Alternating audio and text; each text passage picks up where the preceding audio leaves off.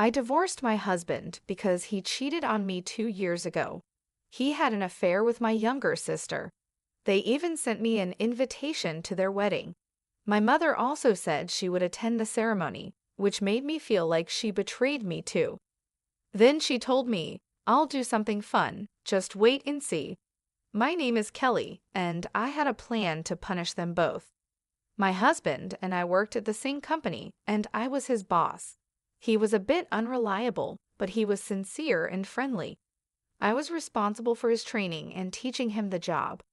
At first, he was nervous about the new work, but we gradually grew close.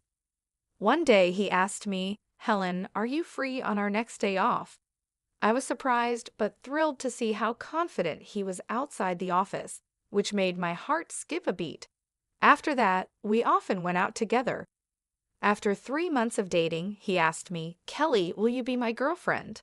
He had become very good at his job and was praised by other bosses. When he got promoted and transferred to a different department, he proposed to me, "Kelly, will you marry me?" I happily agreed. My parents and younger sister Lauren immediately liked Scott, and our wedding went smoothly. Lauren, who was the same age as Scott, got along well with him right away. She often said, "You are so lucky to marry such a kind man like Scott." And it looks like people at work have high expectations for him. Lauren had just broken up with her boyfriend and seemed to be yearning for marriage, constantly expressing how jealous she was of me after our wedding. I kept working and taking care of household chores, supporting Scott both at work and in our personal lives. At least I thought I was supporting him. About a year after our marriage, he started coming home later and later, and we hardly ever had dinner together. "Scott, we haven't talked about work lately. Is everything okay?" I asked. "Nothing's wrong," he replied. "But you've been coming home late every day. If there's anything I can do to help." "There isn't," he said, sounding annoyed. He used to talk to me about everything, but lately he seemed irritated when I brought up work.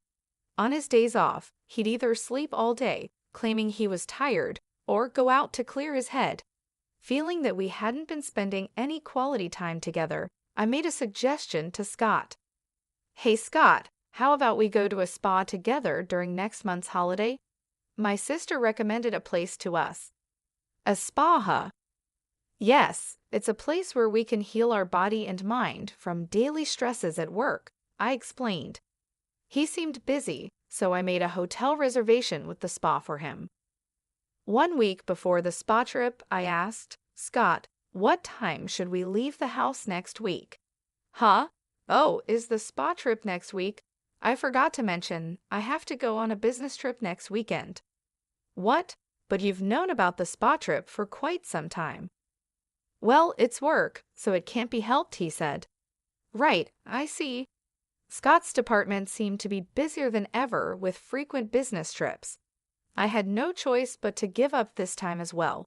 As always, Scott left early in the morning for his business trip. If things had gone as planned, we would have been heading to the spa together by now, I thought to myself. While I was feeling down, I got a phone call from the hotel where I had made a reservation. Despite having sent a cancellation email, it seems they did not receive it due to an error, and they called to confirm our arrival time. I thought I might as well invite Lauren. I called my parents' house, but Lauren had been out since the morning and wouldn't be back home. So, as a last resort, I decided to invite my mother to the spa. I half gave up on the idea that my mother would be able to go on such short notice, but surprisingly, she agreed. "Really? Is it okay to leave Dad alone?" "Right now, I'm more worried about you than your father," she said. It seemed she had noticed that I had been down lately and decided to accompany me on the trip. "Thanks, Mom." "I'm the one who should be thanking you. I'm happy to be able to take a trip with you like this." I decided to enjoy the trip with my mother, which I hadn't done in a long time. However, when we arrived at the hotel, we witnessed something shocking.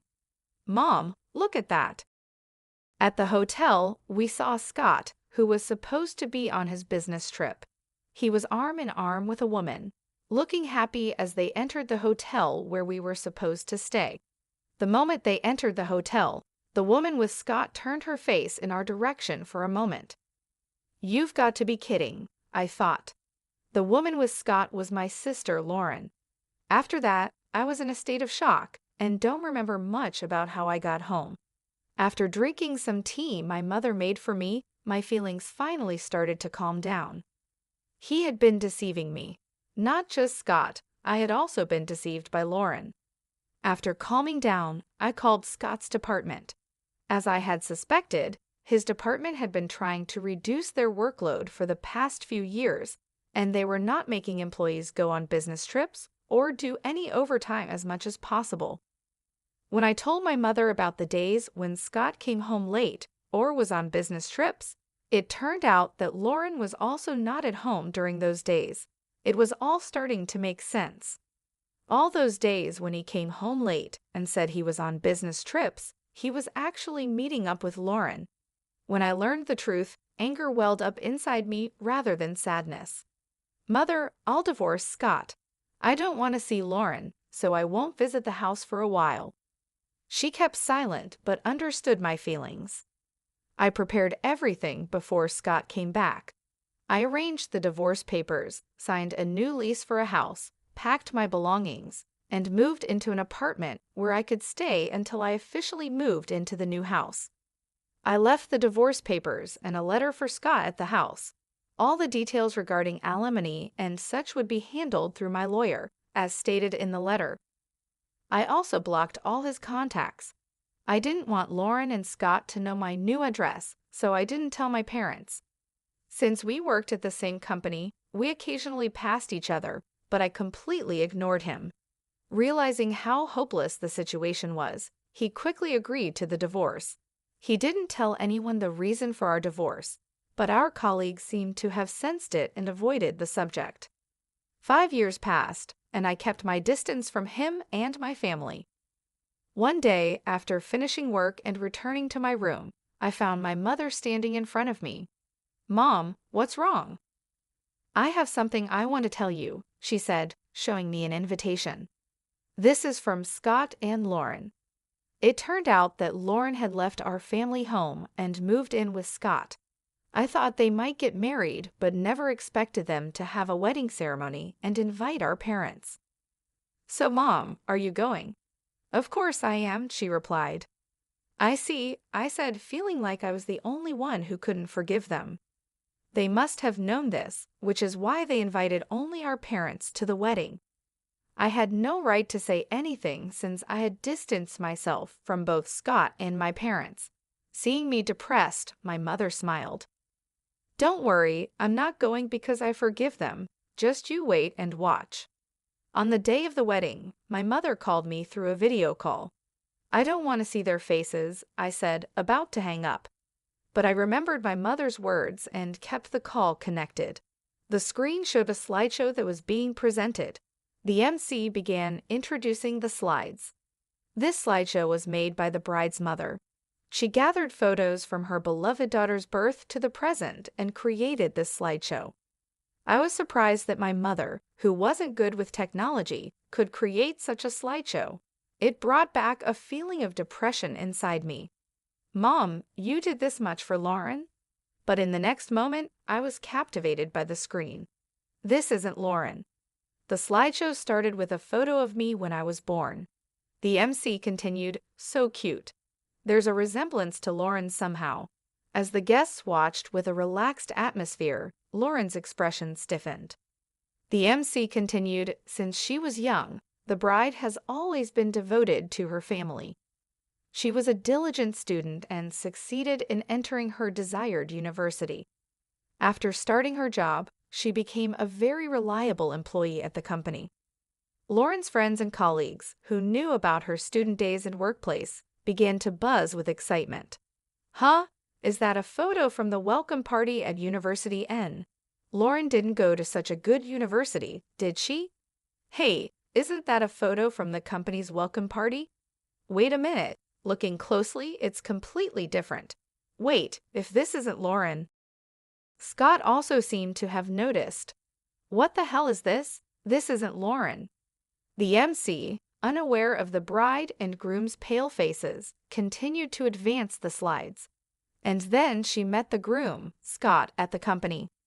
According to the bride's mother, she initially taught and trained the groom as his instructor. Then the two got married. What followed were photos from my wedding with Scott. The MC couldn't hide their confusion. Realizing something was wrong, the MC got quiet. At that moment, my mother took the stage and grabbed the microphone. "From here on, I'll take over and explain," she said smoothly while changing the slides. Even after marriage, my daughter supported him in both personal and professional aspects. However, due to how busy Scott got, he couldn't find any time for her. So my daughter planned a spa trip to help relieve his stress. "Wait, please," Lauren said, her face pale, and Scott made frantic attempts to stop my mother, but she continued with the slides. The next photo showed Scott and Lauren entering the spa hotel together, looking very close to each other. Finally, the bride and groom appeared in the photos, and both the MC and the guests fell silent. Scott and Lauren looked even more pale. But Scott declined the trip planned by my daughter due to a business trip. He said it couldn't be helped, my mother said, her voice steady and strong. He had to go on a business trip for work, so my daughter invited me to the spa. That's where we saw his affair. When my mother said those words, everyone started to talk and buzz about what she had revealed. "Huh? An affair? And this wedding is for Lauren and Scott, right? Could it be that this wedding is based on their affair?" To answer the guests' questions, my mother continued slowly. "Scott swore to marry my beloved daughter Kelly and make her happy, but instead he betrayed her. To make matters worse, he cheated on Kelly with her own sister, Lauren." "Mother, stop it already. Today is my wedding day. Why won't you celebrate my happiness?" Lauren cried as she tried to stop our mother. Still, my mother coldly looked at Lauren and said, "I have always wished for your happiness, but you've ruined it first." Kelly always considered not only herself, but also the happiness of her family. What about you, Lauren? Have you ever thought about how much Kelly would be hurt by your actions? "Well, she always seems so happy. It's not fair," Lauren responded. "So instead of being happy for your family, you just got jealous, huh?" my mother asked. "Mother-in-law, please stop. She is your precious daughter too, right? If that's the case, can't you celebrate our new beginning? Why are you doing this?" Scott pleaded. "I don't want to become a family with someone as dishonest as you. I saw it clearly at today's ceremony. If you really intend to start something with Lauren, why didn't you invite a single person from your own company? If you're going to have such a grand ceremony, shouldn't you apologize to Kelly? It's selfish to invite me and her father to the wedding without making any effort like that." "But Kelly has been ignoring me all this time," Scott protested. "Of course she has, after what you've done. It's only natural," my mother replied. "But that's all in the past, isn't it?" Scott argued. "Do you think her wounds will heal in just 5 years? Do you think you can regain our trust in such a short time?" "Don't be ridiculous," my mother said. After those words, my mother angrily left the venue with my father. I could hear my mother's voice from the cell phone. "The reason for your divorce, did you see that, Kelly?" "Yes," I replied. "I'm sorry for reminding you of painful things," she said. "I just can't stand seeing those two acts like nothing happened. No thank you, I feel relieved. It's like you said everything I wanted to say." "That's right, Kelly, you always keep everything to yourself. I thought it was too kind of you not to tell your colleagues the reason for your divorce." After that, my mother sent me the recording of her conversation with Scott during the wedding. As my mother said, even if time passes, it's not easy to forget. Moreover, Scott showed no signs of remorse, calling it a thing of the past. I decided to start my second life by giving Scott a proper punishment. I chose to do it during his presentation at the company. It was open to volunteers from various departments, so I quickly signed up and entered the conference. When it was Scott's turn, his supervisor, unaware of his remarriage, said, "Scott, you seem even more motivated today because you just got married." "Yes, I will do my best for my family," he replied happily. He should have known I was in the room, but he didn't. I became even more determined and played the recorded audio I received from my mother. The participants were surprised by the sudden noise, but as they learned about his affair with my sister after marrying me, they began to accuse him. "Scott, didn't you say that the reason for the divorce was a difference in values?" someone asked. I couldn't help but burst into laughter. "Oh, really? Did you say something like that? Well, I can't understand a value that involves cheating with your own wife's sister. I apologize for mixing personal matters into this important presentation. I have decided to quit as of today. I endured it because I like this company, but I cannot bear to be in the same place as him any longer." Just as I was about to leave, the board members intervened to stop me. "Wait a minute, Kelly. You're an essential asset to our company. If someone should leave, it should be Scott." "Huh, but me? I've been expected to have a promising future," Scott protested. "We had expectations in the past, but lately you've been wearing worn-out clothes and you're not focused. It seems like you've completely lost your problem-solving abilities that you had before. We're not expecting a lot from you anymore," they said. Lauren, who had always been bad at housework and did nothing when she lived with her parents, became a full-time housewife after marriage. Apparently, she left most of the house chores for Scott to do, even when he faced difficulties at work. I couldn't give Scott advice like I used to, and he started causing more trouble at work. The fact that he had cheated on his wife's sister spread quickly within the company, and his reputation went downhill fast.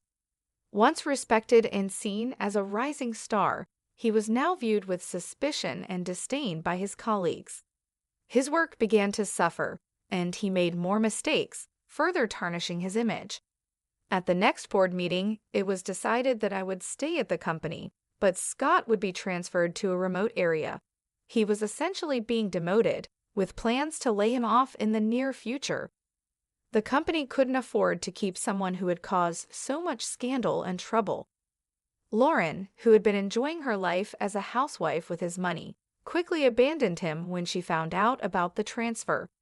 She switched to another man without hesitation, thinking she could easily find another way to maintain her lifestyle. However, the man she chose turned out to be a typical freeloader.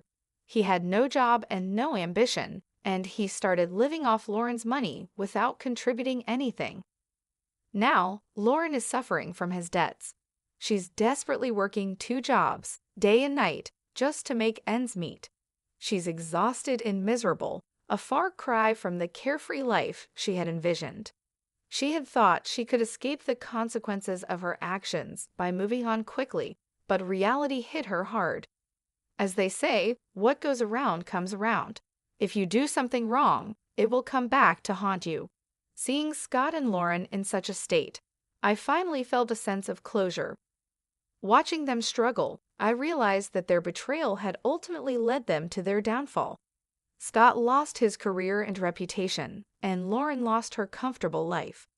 They both faced the consequences of their actions, and it brought me a sense of peace. With this newfound peace, I felt ready to start a new life. I could finally move forward without the weight of their betrayal hanging over me. I was free to build a future on my own terms, without the shadows of the past holding me back. I focused on my career and started taking on new challenges at work. My colleagues, who had seen me endure so much with grace and strength, supported me. I received a promotion, recognizing my dedication and hard work. It was a fresh start, and I was determined to make the most of it. In my personal life, I began to reconnect with old friends and make new ones. I joined a local community group and started volunteering, finding joy in helping others. These activities helped me rebuild my confidence and reminded me of the goodness in people. I also took time for self-care, exploring hobbies I had neglected during my marriage. I started painting again, a passion I had always loved but had put aside. The creative process was therapeutic, allowing me to express my emotions and find healing. Eventually, I even opened my heart to the possibility of love again. I went on dates, met new people, and learned to trust again. It wasn't easy, but I knew that not everyone was like Scott and Lauren. There were good, honest people out there, and I deserved happiness. As the years went by, I found myself happier and more fulfilled than I had ever been. The pain of the past had faded, replaced by the joy of new experiences and the satisfaction of personal growth. Scott and Lauren were distant memories, reminders of lessons learned but no longer sources of pain. Their lives, on the other hand, continued to be marked by the consequences of their actions. Scott never recovered his career, moving from one low-paying job to another. Lauren remained trapped in a cycle of financial struggle, her new partner's debts dragging her down. In the end, I realized that true happiness comes from living with integrity and kindness. Betrayal and deceit bring only temporary satisfaction, followed by long-term suffering. I chose to live my life with honesty and compassion, and in doing so, I found the peace and happiness I had been seeking all